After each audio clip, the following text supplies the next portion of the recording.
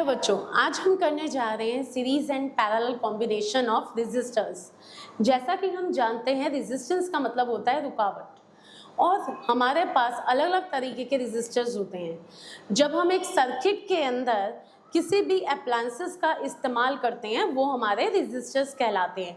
इन resistors को हम अपने सर्किट के अंदर दो तरीके से लगा सकते हैं। एक कहलाता है सीरीज कॉम्बिनेशन और एक कहलाता है पैरेलल कॉम्बिनेशन। सीरीज कॉम्बिनेशन का मतलब क्या होता है? जैसा कि सिंपली हम सीरीज का मतलब समझते हैं एक के पीछे एक, बिल्कुल वैसा ही जब हम अपने रेजिस्टर्स को सीरीज कॉम्बिनेशन में लगाते हैं तो इसका मतलब ये है कि हम अपने सर्किट के अंदर अपने रेजिस्टर्स को एक के बाद एक नंबर या फिर लाइन में लगा रहे हैं। तो जैसा आप देख रहे हो हमारे पास एक सर्किट के अंदर एक पोटेंशियल डिफरेंस का होना ज़रूरी है।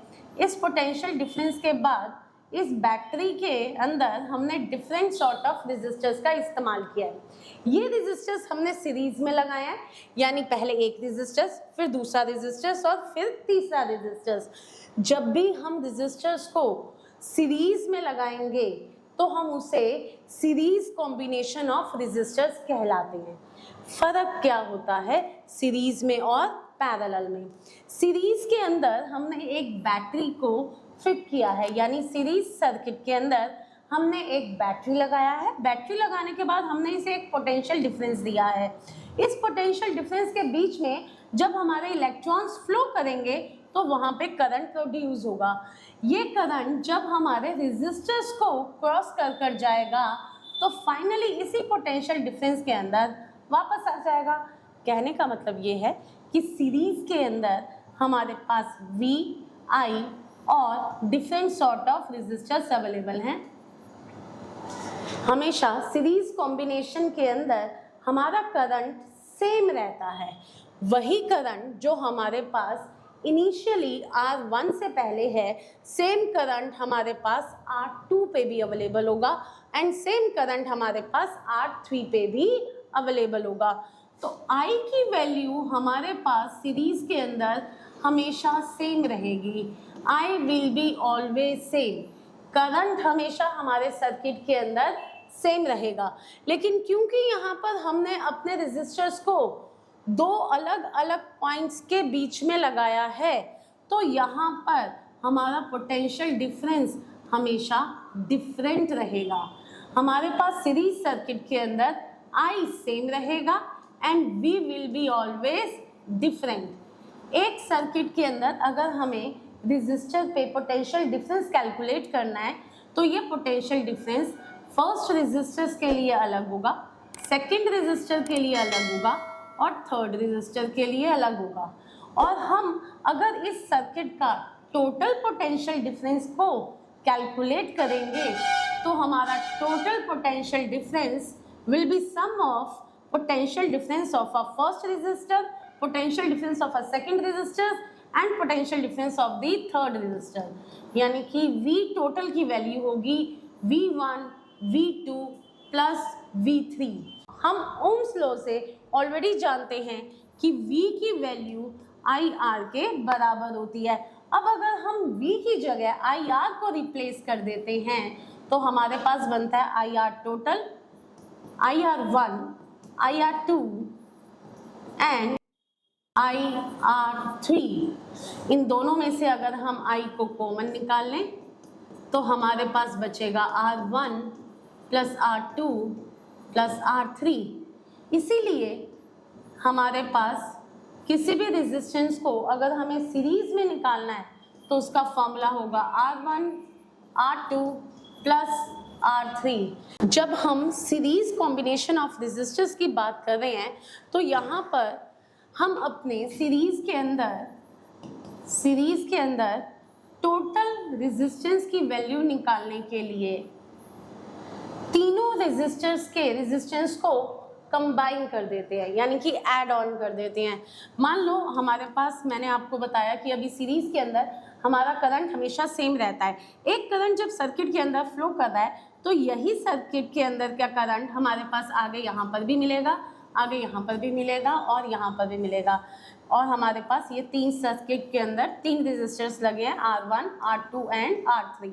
R1 में मान लो उसे 1 ओम रेजिस्टेंस फेस हो रही है, R2 में 2 ओम फेस हो रही है और R3 में 3 ओम फेस हो रही है। तो एक्चुअली इस करंट को अगर इस पाथ से फ्लो करना पड़ा तो उसे टोटल कितनी रुकावट फेस हुई? उसे पहले 1 ओम, फिर 2 ओम और फिर 3 ओम की रेजिस्टेंस फेस हुई, यानी पहले 1 ओम, फिर 2 ओम और फिर 3 ओम की रुकावट फेस हुई। तो इसका मतलब टोटल रुकावट इस पर्टिकुलर करंट को या फिर इलेक्ट्रॉन्स को यहाँ से यहाँ तक पहुँचने में कितनी फेस हुई? That is total resistance in series will be R1 plus R2 and R3 which is 1 ohm plus 2 ohm plus 3 ओम, और इसका टोटल बनेगा 6 ओम। सीरीज कॉम्बिनेशन ऑफ रेजिस्टर में हम सिर्फ simple R equal to R1, R2 और R3 का formula इस्तेमाल करते हैं, जिसकी डेरिवेशन अभी आपने यहाँ देखी। इसके बाद हम देखते हैं कि पैरेलल कॉम्बिनेशन ऑफ रेजिस्टर का मतलब क्या है। पैरेलल कॉम्बिनेशन ऑफ रेजिस्टर का इस्तेमाल करते हैं तो हम अपने सर्किट के अंदर रेजिस्टर्स को कुछ इस तरीके से प्लान करते हैं कि हमारा करंट हर एक रेजिस्टर के पास डिस्ट्रीब्यूट हो जाता है।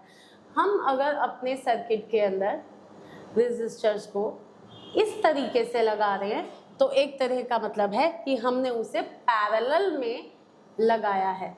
अब आप देखें यहाँ से अगर सर्किट के अंदर करंट आ रहा है तो ये करंट इस पॉइंट पर आकर 2 तरह के रास्तों से फ्लो कर रहा है। एक हमारे पास यहाँ पर गया I1 और एक यहाँ पर गया I2।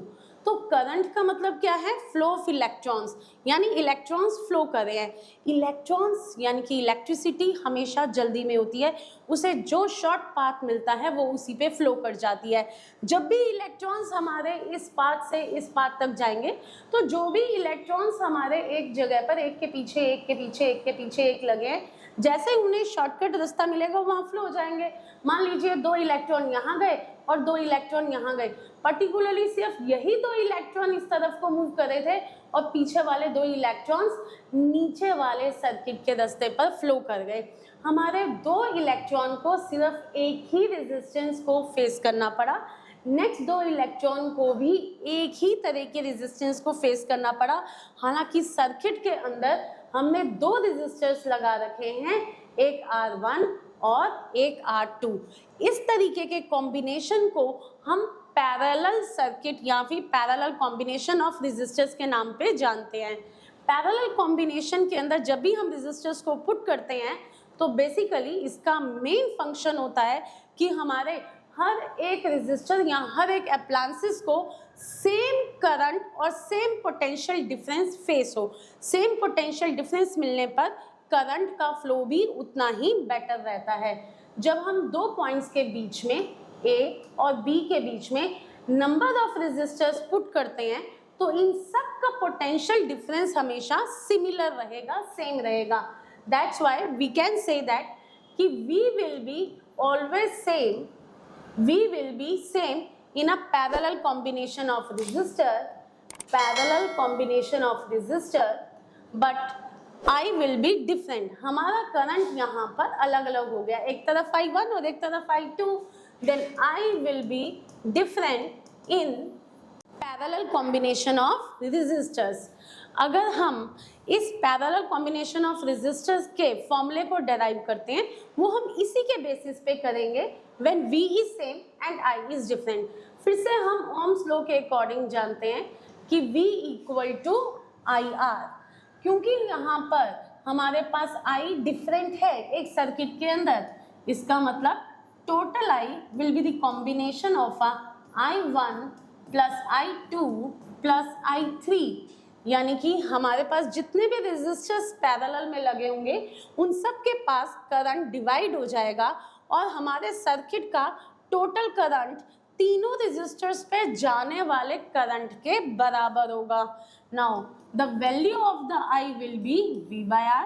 हम इस V/R को यहाँ पर पुट करें तो V/R टोटल हमारा निकलता है V/R1 plus V/R2 plus V/R3। V को कॉमन लेने पर हमारा पास वैल्यू निकलेगी 1/R1 plus 1/R2 plus 1/R3। इसीलिए पैरेलल कॉम्बिनेशन ऑफ रेजिस्टर के अंदर हमारे पास फॉर्मूला बन जाता है 1/R parallel will be equal to 1/R1 plus 1/R2 and 1/R3।